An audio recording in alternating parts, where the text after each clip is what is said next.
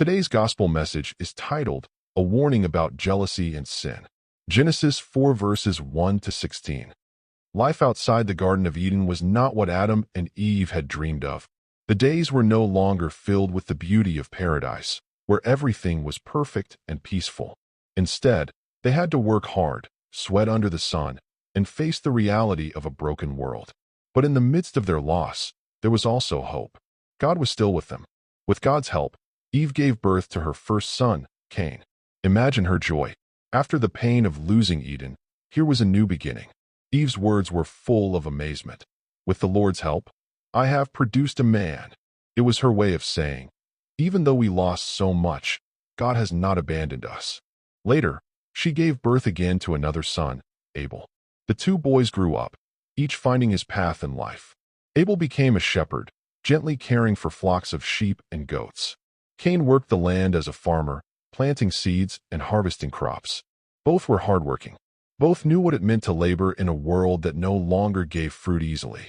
One day, both brothers decided to bring an offering to God. This was not just about giving, it was worship. It was a way of saying, God, you are my provider. I depend on you. Cain brought some crops from his harvest.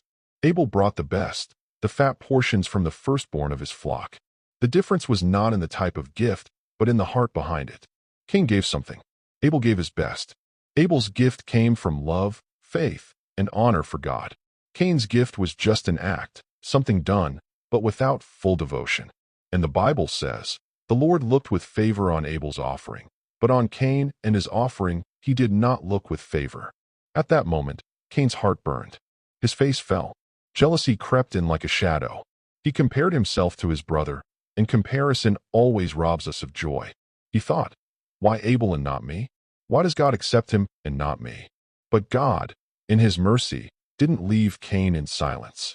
He spoke to him like a loving father speaks to a struggling child. Why are you angry?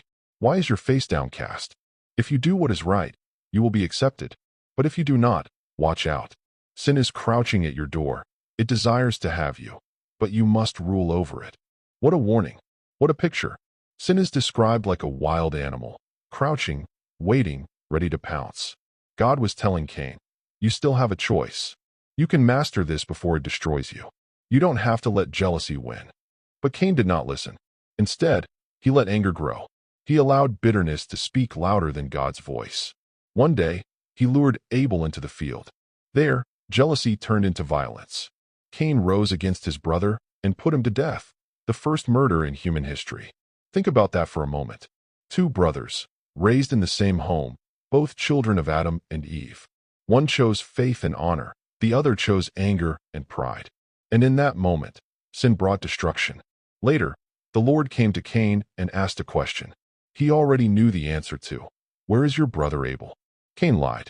Coldly, he said, I don't know. Am I my brother's keeper? But nothing is hidden from God. He replied, what have you done? Your brother's blood cries out to me from the ground. The ground Cain worked so hard on was now stained with blood. Instead of blessing him, the land would now resist him. Cain would be cursed to wander, restless and homeless. Cain cried out in fear, saying, my punishment is too much. I will be killed by anyone who finds me. And here is where the story takes a surprising turn. God, even after Cain's sin, showed mercy. He placed a mark on Cain, not to punish him further, but to protect him. No one would kill him. Even in judgment, God's mercy was present. Cain then left the presence of the Lord and went east of Eden to a place called Nod, which means wandering. This story is not just about Cain and Abel. It is about us. It shows us the danger of jealousy, anger, and sin that grows in the heart.